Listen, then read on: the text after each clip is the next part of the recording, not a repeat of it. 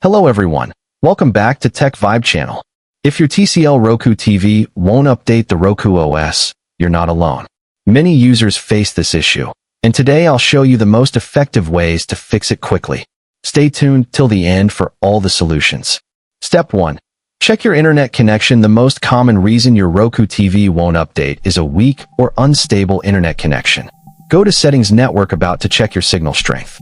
If the signal is weak, try moving your router closer or using a wired Ethernet connection. Restart your modem and router for a fresh connection. Step 2. Restart your Roku TV. Sometimes a simple restart can solve the update issue.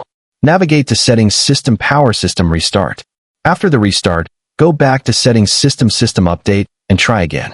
This clears temporary glitches blocking the update. Step 3. Manually trigger a software update. If auto updates don't work, force a manual update.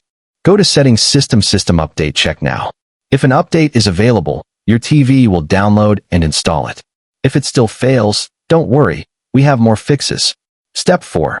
Clear cache using remote shortcut. Clearing cache helps when hidden files interfere with updates. Press the sequence on your remote. Home button, 5 times. Up, 1 time. Rewind, 2 times. Fast forward, 2 times. This will clear the cache and restart your TV automatically. Step 5. Factory reset. If nothing works, a factory reset might be necessary. Go to Settings System Advanced System Settings Factory Reset. Enter the code shown on the screen. This will erase all apps and settings, so use this only as a last step. And that's it.